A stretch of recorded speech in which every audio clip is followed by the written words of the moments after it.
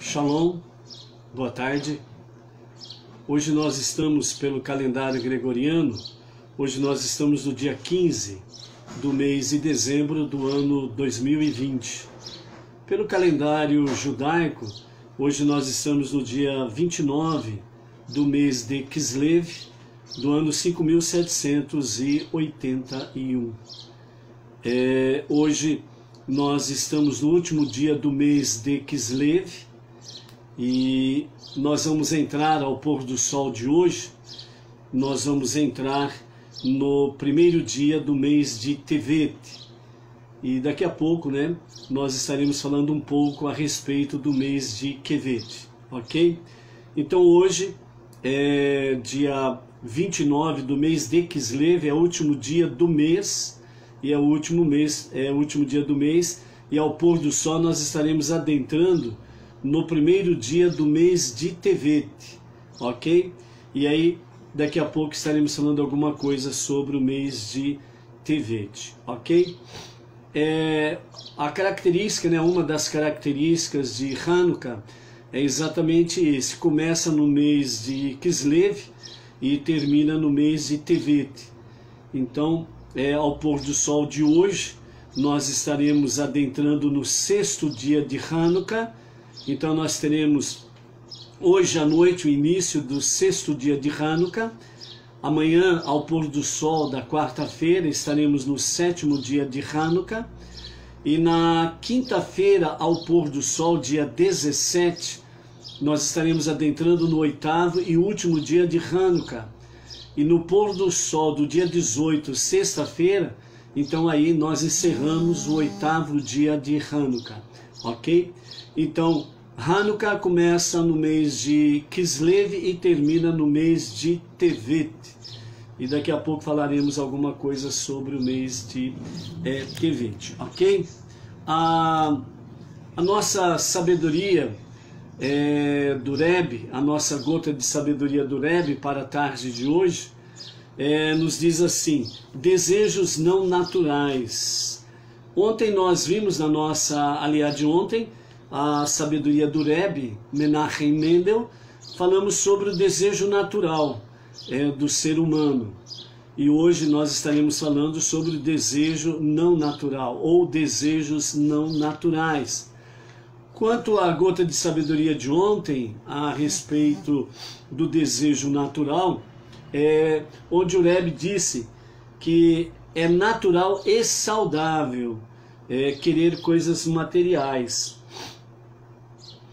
E, portanto, querer as coisas materiais é um desejo natural e saudável, desde que você não seja dominado por eles, desde que você não fique obcecado realmente por coisas materiais. Quando o ser humano ele fica obcecado pelas coisas materiais, então a sabedoria do Rebbe diz que a pessoa, nesse sentido, ela abaixa a sua dignidade. Então ela fica abaixo da dignidade do ser humano. E não é para isso que Deus chamou cada um de nós. Ele nos chamou para a dignidade e não para abaixo da dignidade, certo? Dessa forma, quando o ser humano ele se domina ou deixa-se dominar pelas coisas materiais e fica obcecado por elas, então isso destrói a sua paixão pelas coisas mais importantes da vida. Guarde seu foco ou seu fogo para o que é fundamental. O fogo aqui diz no sentido de vitalidade, vigor, força, vida. Então guarde esse fogo para aquilo que é fundamental ao propósito da sua existência. Você certamente já ouviu alguém dizendo: a vida ela é passageira, ela é rápida. E dependendo da sua idade, você pode contemplar a sua própria experiência. Qual é a sua experiência? Quando você era criança, você vivia daquela forma, buscando realmente aquilo que lhe era natural devido à sua faixa etária. Quando você vem para a idade de adolescente, você desejava logo ser uma pessoa mais madura, mais adulta, para poder ir e vir mais livremente aqui, ali e acolá. Posteriormente, na sua fase de juventude, você não via a hora de ter maior de 18 anos, ser maior de 18 anos, para poder ir ao cinema, decidir por si só aonde ir e aonde não ir. Tirar a carteira de habilitação, por exemplo, né, para poder dirigir, etc. e tal. Depois que você atinge os 18 anos, aí você começa a ter estas, entre aspas, essa liberdade para decidir sobre essas questões que você acha que é um direito natural seu, e de fato é. Porém, depois de algum tempo você diz assim, puxa vida, como que passou rápido o tempo. Não vi a hora de ter 18 anos para poder tirar minha carteira de habilitação, para eu poder dirigir, para eu poder ir e vir, e agora o tempo passou, né?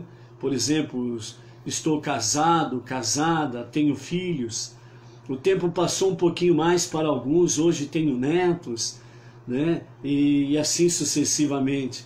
Então você olha e observa e diz, puxa vida, realmente o tempo passou rapidamente.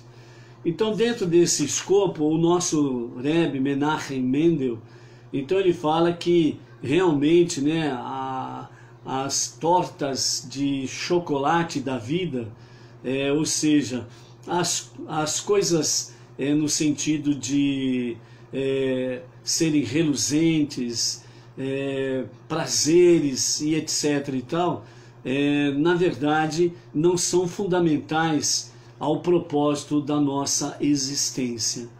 Ou seja, aquilo que é bom, agradável, que nos traz alegria, felicidade, que nos traz shalom e bem-estar, precisa ser algo natural quando nós estamos no caminho com o Eterno, no caminho dos seus mandamentos. Então, estas questões, elas precisam ser algo natural nas nossas vidas. Por isso que nós não precisamos ficar obcecados por ela, né? E dessa forma, nós não perdemos o foco da nossa vida, não perdemos o foco do nosso real sentido de viver, ok? Então, que nós possamos realmente manter o foco naquilo que é essencial para a nossa vida e principalmente para podermos chegar ao Olam Rabá. Na gota de sabedoria de hoje, nós vamos ver que sobre desejos não naturais. Então essa sabedoria de hoje diz assim, sobre os desejos não naturais. Os desejos naturais com os quais nascemos estão todos destinados a servir a propósitos bons e saudáveis. Mas o ser humano tem a capacidade de criar desejos que contradizem sua natureza essencial. Desejos que são destrutivos para ele mesmo, para a sociedade e para o seu meio ambiente. Você não pode canalizar tais desejos. Precisa eliminá-los e começar de novo, a partir do que Deus lhe deu. Então, nessa sabedoria do nosso Rebbe Menachem Mendel, hoje, desejos não naturais. Então, os desejos naturais que nós nascemos, todos eles, os quais Deus nos deu, todos eles são destinados a servir a propósitos bons e saudáveis, certo? E no transcorrer da vida, no transcorrer da nossa existência, à medida que nós vamos passando pelas faixas etárias da nossa vida, normalmente o que acontece é que o ser humano ele tem a capacidade de criar desejos que contradizem aos desejos naturais e essenciais para a nossa vida. São desejos não naturais. Os desejos não naturais, todos eles, violam os mandamentos divinos. Para nós não judeus, Benei Noach, nós temos as 7 leis universais, temos as 7 leis de Noé, que é assim conhecida, as 7 leis de Noa, nas quais é o princípio para que nós tenhamos de fato propósitos bons e saudáveis, né? Resumidamente, nós temos aí nas 7 leis de Noa, amar a Deus sobre todas as coisas, não praticar idolatria, não blasfemar contra Ele. Temos aí a relação para com o próximo, que não cometer sexos ilícitos, não praticar o assassinato, né? Não praticar a maldade contra animais, entre eles, né? Não comer um membro de um animal vivo, e estabelecer justiça ou tribunais de justiça. Então, essa é a base para que nós tenhamos aí e vivamos propósitos bons e saudáveis. À medida que nós fazemos assim, o que acontece? Nós normalmente vamos colher bons frutos, porque Deus estará nos dando bênçãos sobre bênçãos, e nós estaremos sempre debaixo da sua destra, a destra da misericórdia, da bondade do nosso Deus. Então, por isso, né, à medida que nós vamos descobrindo em nós realmente desejos não naturais, que nós não podemos canalizá-los em nossas vidas, então nós precisamos do quê? Eliminá-los. E que jeito que nós vamos eliminando os desejos não naturais, desejos que são contraditórios à vontade do Todo-Poderoso?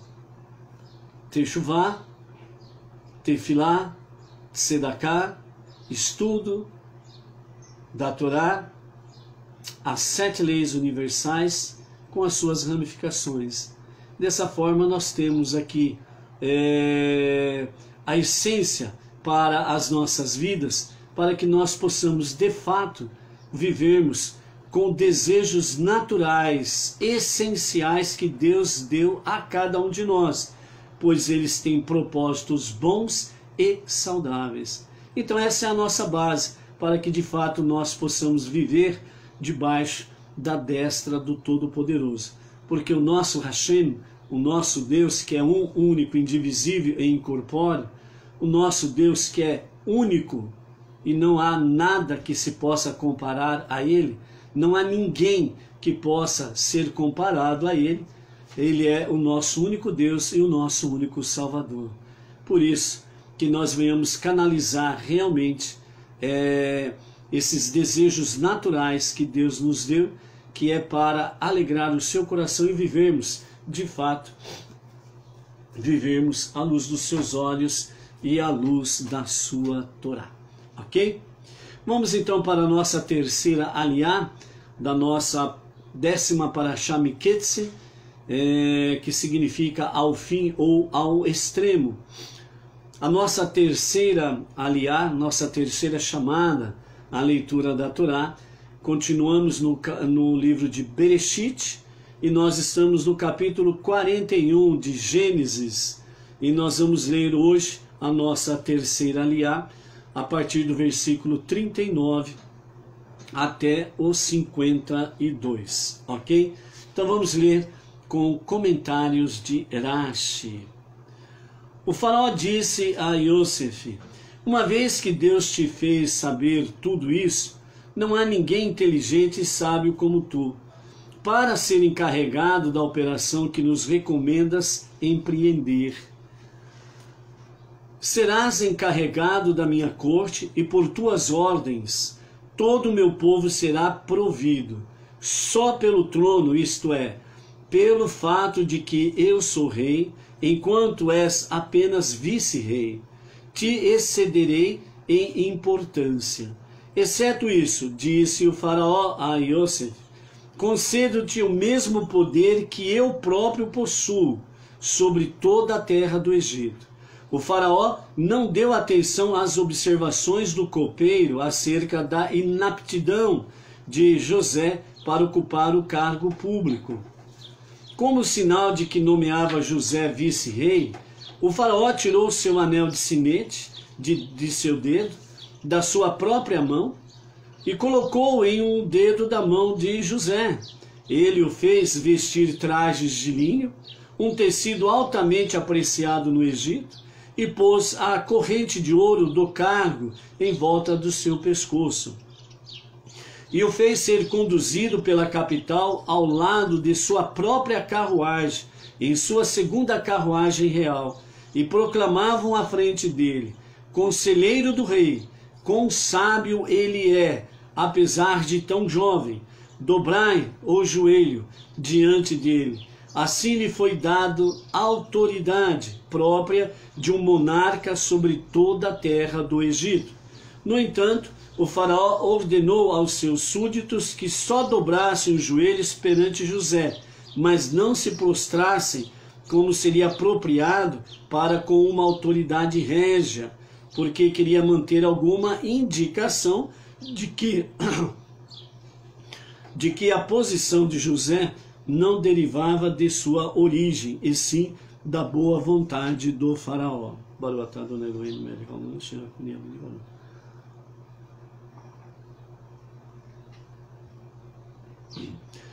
Ou seja, esta ordem aqui do faraó foi o sentido de que todo o povo do Egito dobrasse os seus joelhos a José, mas não se prostrassem por terra, como era feito diante do faraó.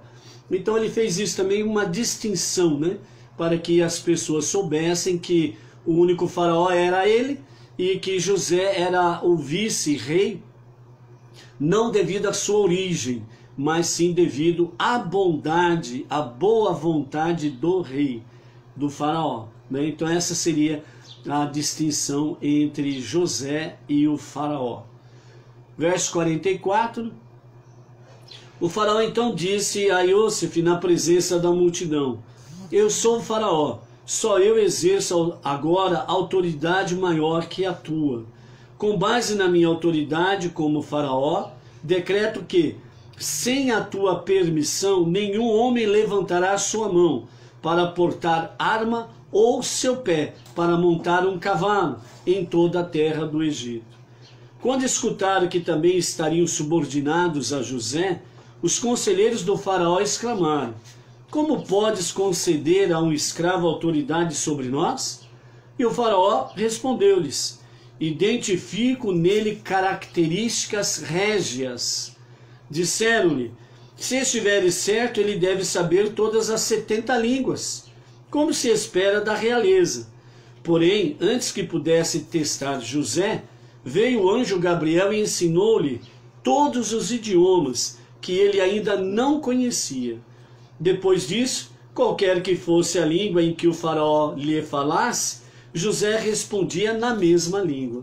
Contudo, quando José tentou conversar com ele em hebraico, o faraó não o compreendeu, pois a língua hebraica havia sido preservada apenas pela linhagem de Shem, o filho de Noar.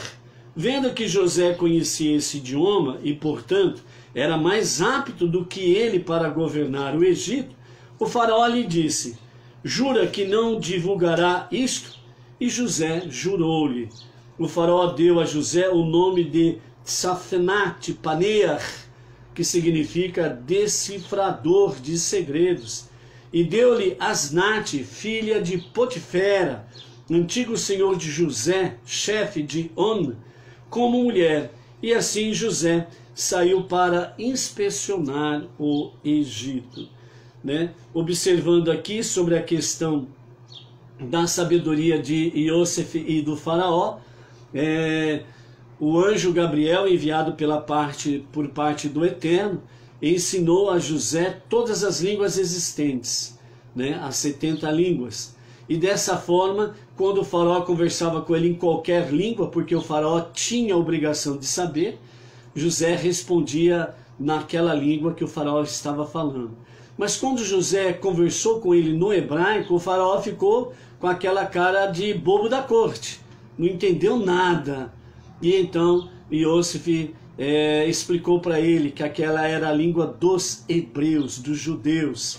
E o faraó pediu para que ele jurasse que ele não contasse esse segredo a ninguém, porque se soubessem desse segredo, o povo então passaria a reconhecer José como o único faraó, o único rei do Egito. E dessa forma, José então fez um juramento ao faraó que não divulgaria esse segredo. E esse segredo ficou entre os dois. Mais para frente nós vamos ver realmente o efeito desse segredo. O que vai acontecer lá na frente é que esse segredo venha à tona. Por que esse segredo virá à tona lá na frente, no sentido entre o faraó e José? O que vai acontecer? Por que virá, né, lá na frente esse segredo? E os dois entram numa conversação sobre esse segredo. Lá na frente nós vamos saber as respostas, ok? E dessa forma então o faraó passou a chamar, né, Yosef de Tzafnat Paneah, que significa decifrador de segredos. E na sequência o faraó então ele dá como esposa a Yosef Asnat, a filha de Potifera. Lembram lá atrás que a mulher de Potifera, ela consultou os seus astrólogos e eles falaram para ela que dela descenderia reis e redentores, e ela achava que ela que daria à luz a filhos a Yosef. Então agora que nós estamos vendo, né, realmente a filha de Potifera e Zuleika, né, que segundo o Midrash diz que era o nome da sua mulher, realmente ela dará à luz a filhos a Yosef. Continuando, versículo 46 do capítulo 41. José tinha 30 anos de idade quando se apresentou ao faraó, rei do Egito. Ele saiu da presença do faraó e viajou por toda a terra do Egito, a fim de executar seu programa de armazenamento de produtos agrícolas dos 7 anos de fartura. Embora agora fosse livre para agir como desejasse, José não tentou informar a seu pai que estava vivo, porque estivera presente quando seus irmãos fizeram um pacto proibindo qualquer um deles de contar ao pai a verdade sobre o desaparecimento de Yosef, antes que se recebesse um sinal de Deus para isto. Visto que ele ainda não dera nenhum sinal, Yosef entendeu, como Itzarraque, seu avô, antes dele, que Deus ainda não queria que Jacob soubesse da verdade. Verso 47. Durante os 7 anos de fartura, o povo da terra juntou grãos e levou-os aos depósitos, aos punhados, ou seja, sem pressa. José coletou todo o alimento excedente durante os 7 anos que agora se passavam no Egito, e colocou o alimento em complexos de armazenagem nas cidades. Era fato bem conhecido que a composição do solo varia de um lugar para outro, tendo o solo de cada local suas propriedades características que lhe permitem produzir diversas culturas. Sabia-se ainda que, por esse motivo, os produtos agrícolas de uma localidade específica conservam-se melhor se armazenados com um pouco da terra em que cresceram. Yosef, portanto, pôs com o alimento um pouco da terra tirada dos campos em torno da cidade, nos quais ele fora cultivado. Yosef acumulou quantidades de grão tão abundantes quanto a areia do mar, até que o tesoureiro teve de parar de contar, pois havia demais para contar. 2 filhos nasceram para Yosef antes que viesse o primeiro ano de fome, que deu à luz para ele Asnat, filha de Potifera, chefe de On. Yosef denominou o primogênito de Menashe, que significa que faz esquecer, porque disse ele: concedendo-me sucesso, Deus me fez esquecer todas as minhas atribulações do passado, mas isso também poderia levar-me a esquecer tudo que eu amava da casa de meu pai. Yosef sabia que a prosperidade acarreta o perigo da assimilação. Para não se esquecer de sua família e herança, ele deu a seu primogênito um nome que o lembraria constantemente desse perigo. Ele denominou o segundo filho de Efraim, que significa fruto. Efraim vem da raiz peri, que significa fruto, porque disse ele: Deus me fez frutificar na terra de meu sofrimento. José não tentou gerar mais filhos depois desses dois, pois sabia que viriam 7 anos de fome.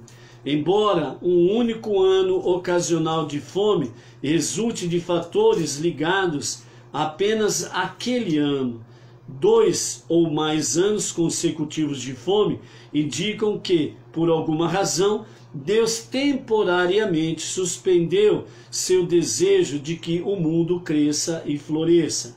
Em épocas assim, entende-se que ele, paralelamente, também suspende seu desejo de que a humanidade seja fértil e se multiplique. Amém? Dessa forma, nós encerramos então a nossa terceira chamada, a leitura da Torá, ok? Então nós vemos aí José sendo nomeado vice-rei, e ao ser nomeado vice-rei, o faraó tira os seus anel de sinete, símbolo real, coloca no dedo de Iosef, coloca nele vestes reais, e então ele é levado por toda a cidade da capital, dizendo que somente acima dele está o faraó, e que ele é realmente o governante sobre todo o povo de Israel, sem exceção. A única exceção era com o faraó. Ele não poderia mandar nada com referência ao faraó. Ou seja, a autoridade de José, com exceção do faraó, a autoridade de José era sobre todos, sem exceção, na terra do Egito. Devido a isso, os conselheiros do rei acharam ruim, né? Como pode colocar um escravo para ser senhor sobre nós, os teus conselheiros? E o faraó respondeu: assim o é, ponto final. Aí os conselheiros falaram: bom, se é assim, ele tem que saber todas as línguas que o rei sabe. Ou seja, os conselheiros do rei, eles achavam que Iosef, por ser um escravo, ele simplesmente seria um iletrado, um analfabeto. Mas aí o Eterno envia o anjo Gabriel, e dessa forma o anjo Gabriel ensina a Iosef todas as línguas, né, as 70 línguas existentes naqueles dias. E aí, então, quando o faraó conversa com ele em cada língua, Iosef vai respondendo adequadamente segundo a língua que o faraó falava. Quando terminou, então Iosef começou a conversar com ele em hebraico. E aí o faraó simplesmente ficou perdido, perplexo, né? Ele não estava entendendo esta língua. E aí então Iosef explica para ele: essa língua é a língua hebraica, é a língua dos judeus, é a língua dos hebreus. Dessa forma então Iosef sabia uma língua a mais que o faraó. Então o faraó pede para ele fazer um juramento para não contar esse segredo, porque se o povo soubesse, né, e principalmente os conselheiros do rei soubessem, eles iriam destituir o faraó e eles colocariam José como faraó do Egito, né? Porque ele sabia uma língua a mais que o faraó. E nós sabemos, né, que pela história egípcia o faraó era considerado um deus, né? E como pode um ser humano, Iosef, e escravo, saber mais que o nosso Deus, o faraó? Então aí não resta dúvida que o povo egípcio colocaria José como faraó e seria idolatrado. Mas José faz o juramento e guarda esse segredo entre eles dois. Em seguida, o faraó coloca nele o nome de Sefnat-Paneah, que significa o decifrador de segredos, e dá a filha de Potifera e Zuleika, Asnat, como esposa a Iosef.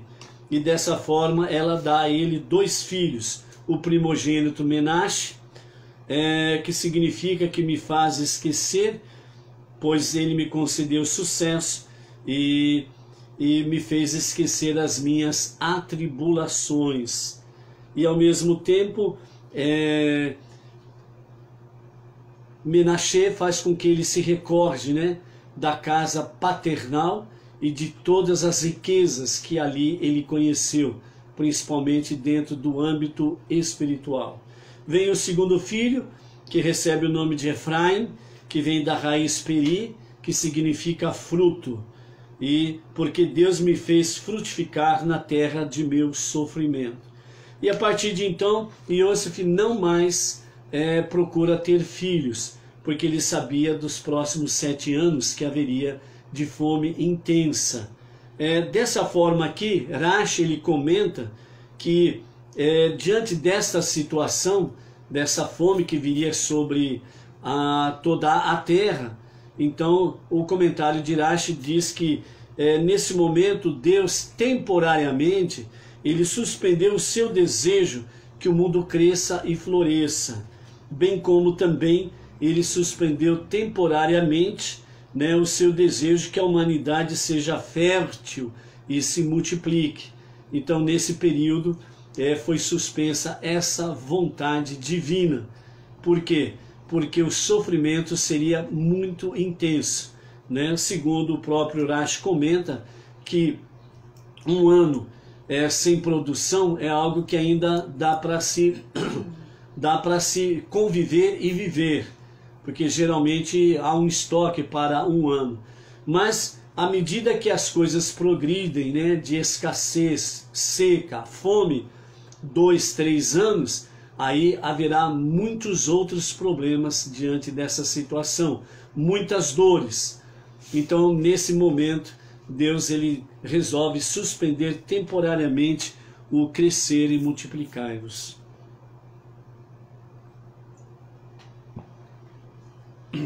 Ok? Então aqui nós encerramos a nossa terceira linha e vamos comentar com você um pouquinho a respeito sobre o mês de Tevet, que nós vamos entrar ao pôr do sol de hoje.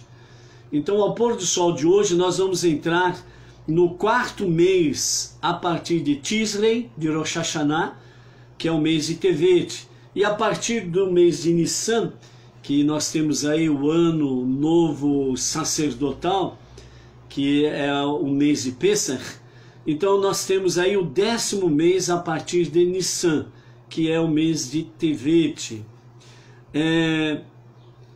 O nome de Tevet foi instituído pelos judeus na Babilônia. Na Megilat Esther 2,16, esse mês é mencionado como o 10º mês a partir de Nissan, o mês de Tevet. Assim, o mês seguinte, ou seja, o próximo mês, que nós estaremos aí adentrando, né, no final do mês de Tevet, nós teremos aí o mês de Shevat. E esse mês de Shevat tem sempre um único dia de Rosh Chodesh, certo? O mês de Tevet, ele é marcado pela seguinte característica: é um mês de amargura. Então o mês de Tevet, ele é um mês de amargura. E neste mês se observam 3 dias de jejum, recordando 3 calamidades que se abateram sobre o povo de Israel no mês de Tevet, que foram nos dias 8, 9 e 10 do mês de Tevet, né? E o mês de Tevet 8, 9 e 10 corresponderão aos nossos dias pelo calendário gregoriano, vão corresponder ao entardecer do dia 22 de dezembro, uma terça-feira, e vai se findar no pôr do sol da sexta-feira do dia 25 de dezembro. Então, portanto, nós temos aí 8, 9 e 10, que são 3 dias de calamidades que se abateu sobre o povo judeu neste tempo, ok? Os jejuns do dia 8 e 9 são chamados o jejum dos justos. Esses 2 dias, 8 e 9, nesses dias só jejum determinados indivíduos. Não é um jejum público, é um jejum que pessoas específicas o fazem. O jejum público é no dia 10 de Tevet, aplicável então a toda a comunidade, né? Nós estamos dando um pano geral sobre Tevet, ok? Sobre a questão de jejum, mas nos próximos dias estaremos falando aí, ok? O jejum do dia 8 de Tevet comemora o dia em que a Torá foi traduzida para o grego, por ordem do rei Talmai, conhecido nos anais da história como Ptolomeu Filadelfo. Os sábios, em Shoferim 1:7, comentam que o dia em que a Torá foi traduzida para o grego foi tão calamitoso para Israel quanto o dia em que o povo judeu fez o bezerro de ouro, pois é impossível traduzir a Torá adequadamente. Veja a profundidade da Torá. Os sábios falam que é impossível traduzir a Torá adequadamente. O jejum do dia 9 de Tevet comemora a morte de Ezra, o escriba, e Neemias, que guiaram fielmente os israelitas durante o regresso do cativeiro babilônico. Quando eles faleceram, o povo de Israel ficou devastado por essas perdas insubstituíveis.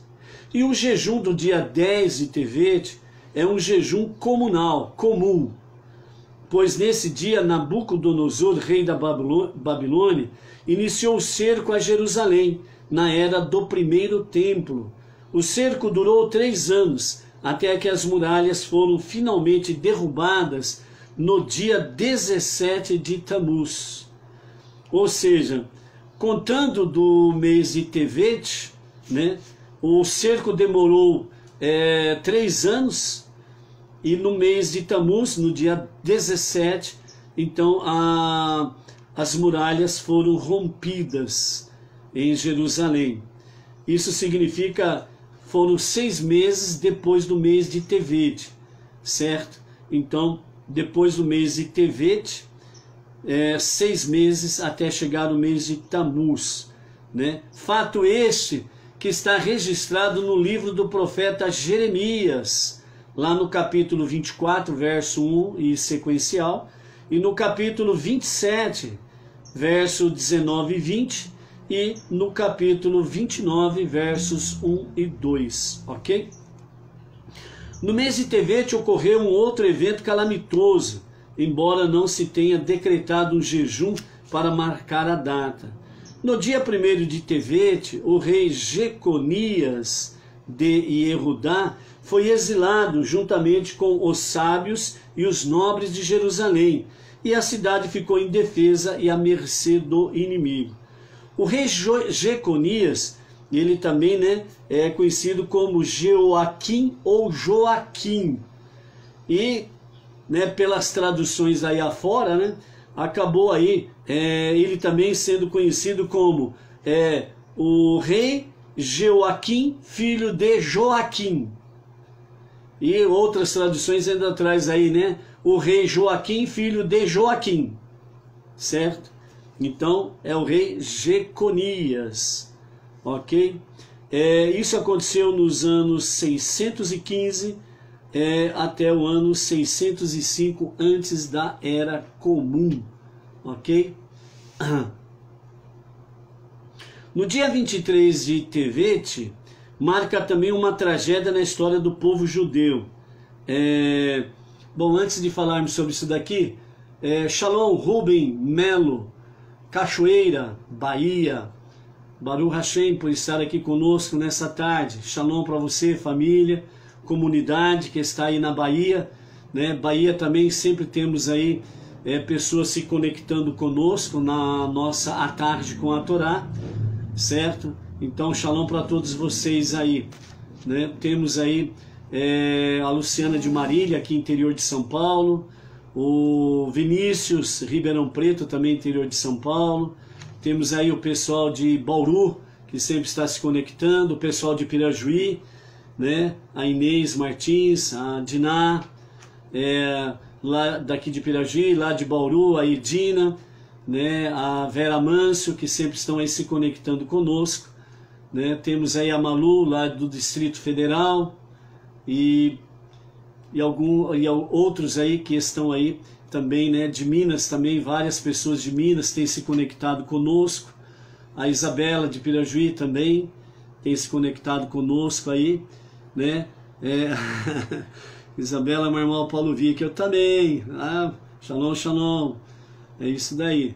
Então louvamos o Eterno pela presença de vocês e por aqueles também que posteriormente estarão aí assistindo pelo vídeo e estarão trazendo seus comentários aí à medida que nós compartilhamos também tanto pelo Facebook como pelo YouTube, o link do YouTube, ok? Vamos então para o dia 23 de Tevet, a outra tragédia que se abateu sobre a história dos nossos irmãos mais velhos, né, dos nossos irmãos primogênitos, o André Oliszewski, né, também do Paraná. Shalom, André Oliszewski, também do Paraná. Várias pessoas do Paraná sempre estão aí se conectando também. Muito bem lembrar aí o André, Paraná presente conosco aí também. Amém.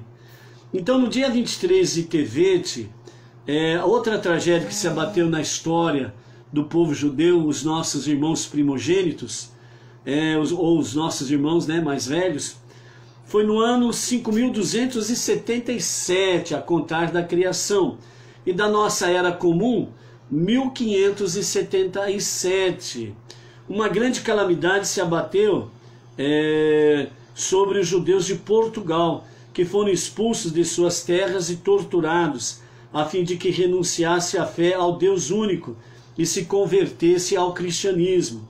Muitos deles se negaram a fazê-lo, dando as suas vidas e santificando o nome de Deus.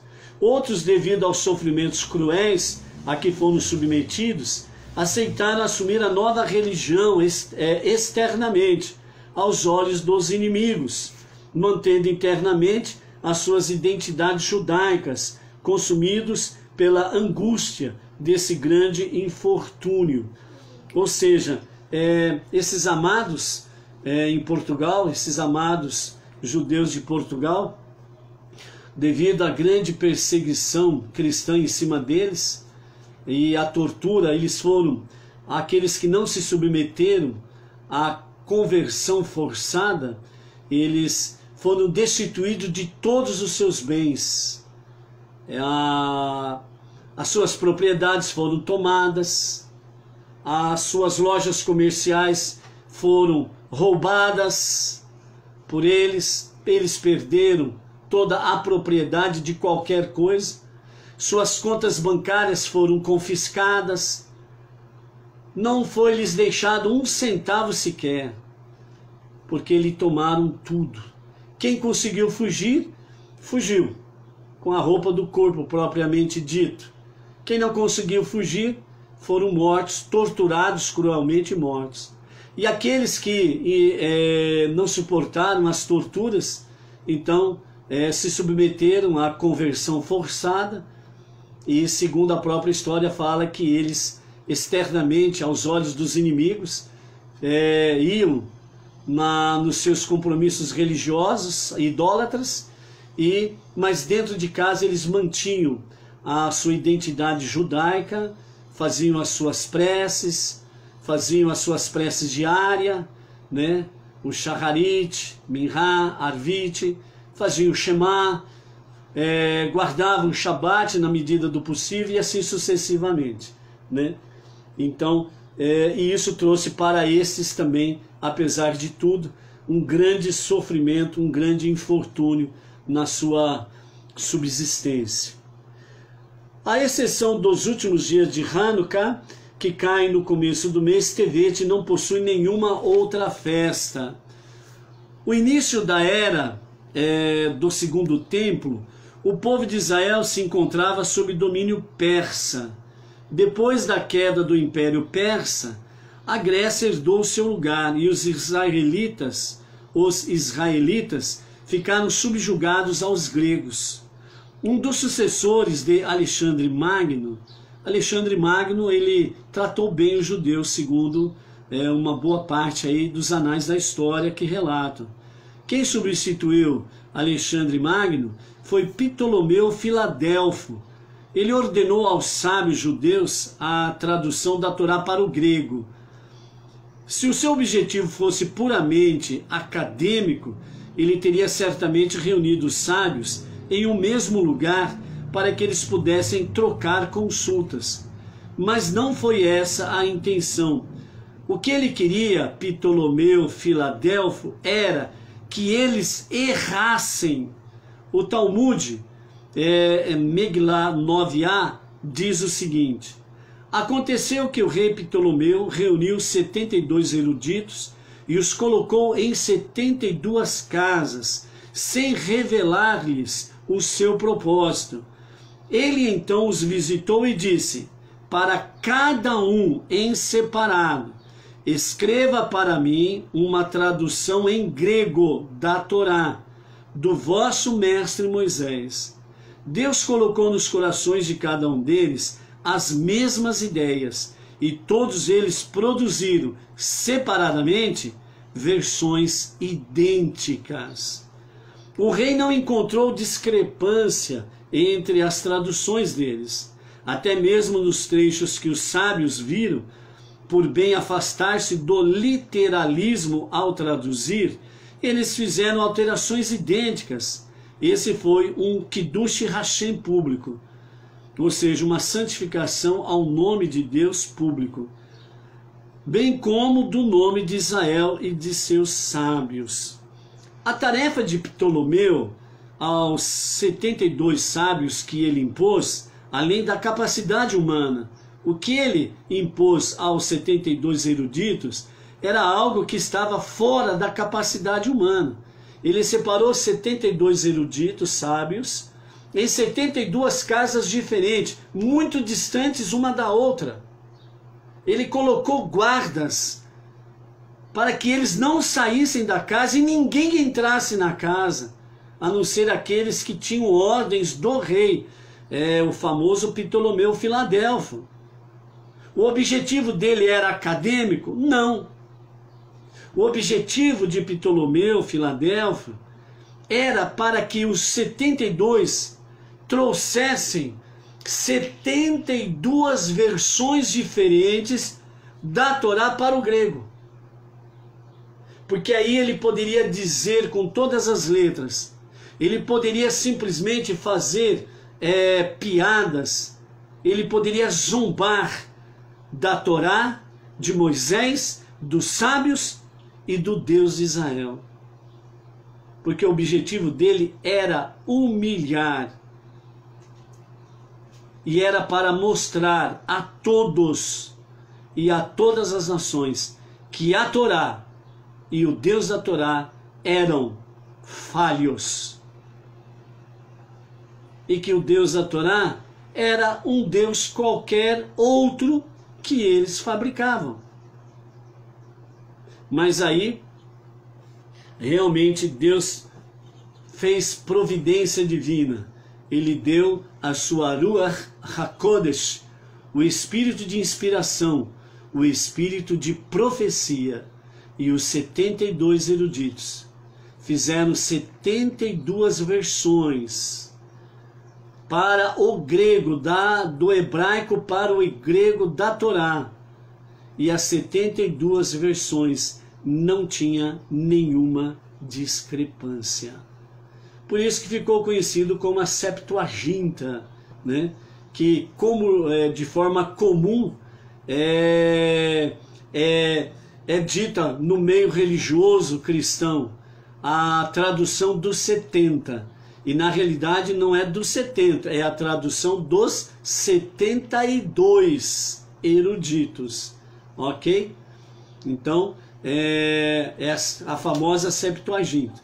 É a tradução do hebraico para o grego dos 72 eruditos sábios do povo de Israel para o grego. Márcio Brandão, shalom, shalom, grande amigo. Aí de Avaré, interior de São Paulo, também se conectando conosco aí. Então, dessa forma, amados, é que chegou às nações e chegou ao meio religioso em geral a famosa Septuaginta. Mas o princípio dela não era nenhuma de boa intenção. Não era a intenção acadêmica de Ptolomeu Filadelfo. A intenção dele era escarnecer da Torá de Moisés e do Deus da Torá e do povo judeu. Mas Deus não se deixa zombar, Deus não se deixa escarnecer, então ele acabou, sem sombra de dúvidas, humilhando Ptolomeu Filadelfo, né? E dessa forma aí, as nações tiveram acesso a um grande e maravilhoso tesouro. A tarefa, então, que Ptolomeu impôs, a Torá está escrita de tal forma que o seu conteúdo permite uma grande variedade de interpretações, como um martelo que estilhaça a rocha, como diz Jeremias, lá no capítulo 23 e verso 29. Ela foi outorgada ao povo de Israel juntamente com os meios, para que as suas palavras, frases e letras fossem interpretadas corretamente, permitindo assim que a vasta gama de significados que ela contém pudesse ser extraída. Por outro lado, quem traduz a Torá para qualquer outra língua descobre que não há idioma que contenha meios de expressão tão ricos e repletos de conotações como a língua sagrada. O que um tradutor deve fazer? Ele deve abandonar qualquer pretensão de transmitir os níveis homiléticos, alegóricos e místicos inerentes a cada palavra e oferecer apenas uma versão literal do texto. Quem traduz a Torá para um idioma estrangeiro transforma-a num recipiente vazio, desprovido das suas exegeses e dos seus múltiplos níveis de significado. Imagine quão difícil é para quem ama a Torá e reconhece a sua grandeza ter em mãos uma mera tradução literal? Isso significa que toda tradução da Torá, ela vai empobrecendo o seu real significado. Shalom, Luiz Ribeiro, Itaquera, Grande São Paulo. Shalom, shalom. O Eterno abençoe a você, família, comunidade aí em Itaquera. Shalom. Ou seja, amados, sabe qual que é a realidade disso daqui? Falando de forma simples e no famoso ditado que todo brasileiro conhece, curto e grosso. Se você que quer aprender realmente a Torá, se você não tiver um rabino na sua vida, por isso que o Conselho dos Sábios dizem, procure um rabino e sigam. Isso também significa que não é para você procurar um monte de rabinos. Você vai na internet, você tem rabinos de A a Z, ou dentro do calendário, aliás, do alfabeto hebraico, você tem rabino de Aleph e Tal, ou no grego, né? Você tem aí o alfa e o ômega, vamos assim dizer, ok? Então, você tem rabinos de A a Z, e você ouve todos, a sua cabeça vai virar uma bandeja de maionese, uma salada que não tem tamanho. E no final, sabe qual que é o resultado? Você não vai entender nada. Você só vai falar grosa. Ou seja, você não vai falar nada com nada, não vai entender nada com nada. Então, por isso que os sábios dizem, procure um rabino e sigam. O nosso rabino é do Chabad, o Rav Yaakov Gerenstad. É a liderança nossa dos Bnei Noah no Brasil, com a sede no Beit Chabad, Brooklyn, São Paulo. Então, nós tomamos a nossa decisão. E temos um rabino do Chabad, do Hassidismo, que conhece muito bem a Torá, e tem compartilhado conosco, juntamente com o Rav Michel Tabassinik e o Rav Shimon Brandt, o conhecimento da Torá. E nós estamos estudando, conhecendo, e na medida do possível vamos compartilhando. Mas, seja você quem for, até mesmo teólogo PhD e o raios que te parta, se não tem um rabino, meu filho, você não sabe nada. Ainda não sabe nada. Ainda está começando a aprender alguma coisa. Mas a partir do momento que temos um rabino, então você começa a trilhar o caminho dos sábios. Por isso que Provérbios diz de forma bem clara: aquele que anda com o sábio anda com a vida, porque aquele que anda com a Torá, ele anda com o sábio. E não tem sábio fora do povo judeu que conhece a Torá. Os famosos sábios que tem por aí, que muitos gostam de dizer pós-graduação, PhD, RHD e por aí afora vai, para não falarmos nenhuma besteira, certo? Realmente não vale nada se você não tiver um rabino para te orientar dentro disso daqui, ó. É a história, meu filho. Quer você aceite ou não, quer você concorde ou não, certo? Essa é a realidade. Se alguém quer conhecer a verdade sobre Torá, os 5 primeiros livros da Bíblia, precisa conhecer um rabino e seguir um rabino. Para quem quer conhecer realmente a vida que está por detrás das letras da Torá, os 5 primeiros livros da Bíblia, precisa trilhar corretamente o caminho. Por isso que o salmista diz que a simples explanação da Torá, ela faz com que o mais humilde adquire sabedoria. Porque a forma muitas vezes simples que o rabino nos traz sobre sobre esta ou aquela passagem bíblica faz nós compreendermos tantas coisas, certo? Por isso que quando o Eterno, ele deu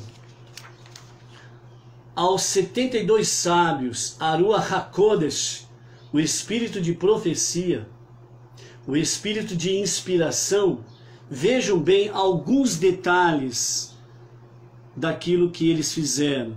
Segundo os nossos sábios, dizem assim: todos os sábios fizeram exatamente as mesmas modificações, muito embora se encontrassem impossibilitados de trocar informações, mas todos os 72 receberam a porção da Ruach HaKodesh, o espírito de profecia do Eterno, para fazer as mesmas alterações na tradução para o grego, certo? Por exemplo, Gênesis 1:1, Deus criou no princípio. Essa foi a alteração que eles fizeram. Em vez de eles escreverem no princípio criou Deus. Por que essa alteração, segundo os sábios? No princípio criou Deus, para que os incautos que tem aí o direito, né, o pós-graduação em direito de teologia, depois vem pós-graduação, PhD e companhia limitada, para que não venham dizer que no princípio criou Deus, para que eles não venham dizer que quem criou Deus foi o princípio. Então, por isso, Deus criou no princípio.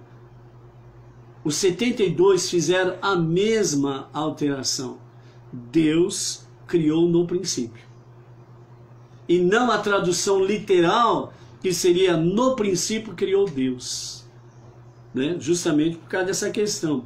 No capítulo 1, verso 26, está lá: farei o homem, a tradução que eles fizeram em comum, em vez de trazer a tradução correta, façamos o homem. Posteriormente, né, houve traduções e traduções e traduções, e algumas trouxeram aí exatamente isso, né, façamos o homem. Mas o intuito destes que trouxeram essa palavra no sentido literal, façamos o homem, foi justamente para dar margem à deidade e à trindade. Por isso que as traduções posteriores, conhecendo já o original, que no original está escrito façamos o homem, então eles alteraram a Septuaginta, principalmente a famosa, qual tradução? Que todo mundo anda com ela debaixo do braço? João Ferreira de Almeida, o grande padre teológico, que os evangélicos, infelizmente, não aceitam ele como padre. Mas você não tem como mudar a história, meu filho. Ele é padre, ele foi padre, um teólogo padre do sistema católico apostólico romano, você não tem como alterar isso. E ele, conhecedor do original, ele então trouxe a tradução, mudou a Septuaginta, farei o homem, e ele trouxe o quê? Façamos o homem, justamente para dar margem à grande doutrina da Trindade. E outros, a doutrina da deidade. A doutrina da deidade é aquela que diz que o Pai e o Filho é a mesma pessoa. Um absurdo. E ainda um absurdo maior quando vem e fala da Trindade, né? Pai, Filho e Espírito Santo sendo a mesma coisa, né? Sim, de fato, adulterou tudo para dar margem à própria idolatria das nações, certo? Então vejam como que Deus inspirou os 72 sábios justamente para não dar margem às nações, para fazer do Deus que é um, único, indivisível e incorpóreo, fazer dele o quê? Uma idolatria, que acabaram fazendo deidade, 2 deuses, e trindade, 3 deuses. Mesmo que venha com esse enfoque aí, 3 em 1, né? 2 em 1, 3 em 1, né? Igual aquele aparelho radiofônico que existiu aí um tempo atrás, né? Era toca-disco, rádio e toca-CD, ou toca-fita cassete, antigamente era, né? Era 3 em 1. Mas só que 3 em 1 significa cada um é uma coisa. É isso daí, trindade. Acabou virando idolatria, por aí afora vai, né? Como uma imagem e semelhança, farei o homem com uma imagem e semelhança, né? E não a versão literal, que seria a nossa imagem conforme a nossa semelhança, para que ninguém equiparasse o homem criado ao seu Criador. Por isso que o sistema religioso acabou trazendo aí desenhos e imagens, né? De barro, de cera, de bronze, prata, ouro, madeira, de pedra, de gesso, de tudo quanto é jeito. Começaram a trazer as imagens de Deus à semelhança de um homem. E os 72 sábios, pela divina inspiração, eles não traduziram literalmente para o grego a nossa imagem conforme a nossa semelhança, mas eles traduziram com uma imagem e semelhança, né? O ser humano com uma imagem e uma semelhança. Mas depois, né, que João Ferreira de Almeida, o grande teólogo católico, conhecedor destas coisas, então ele trouxe para a versão, né, João Ferreira de Almeida, a nossa imagem conforme a nossa semelhança, justamente para dar margem a toda idolatria. Por isso que hoje no mundo religioso tem aí, né, as imagens, né, Pai, Filho, Espírito Santo, tem as imagens aí, né, de um homem mais velho, de um homem mais novo, e a pombinha simbolizando aí isso daí que nós acabamos de falar. Então, nós vemos aí, por exemplo, né, como de fato o Espírito de Deus, o Espírito de inspiração, o Espírito de profecia, deu a eles a verdadeira tradução, para que não houvesse corrupção da Torá e nem corrupção do Deus da Torá.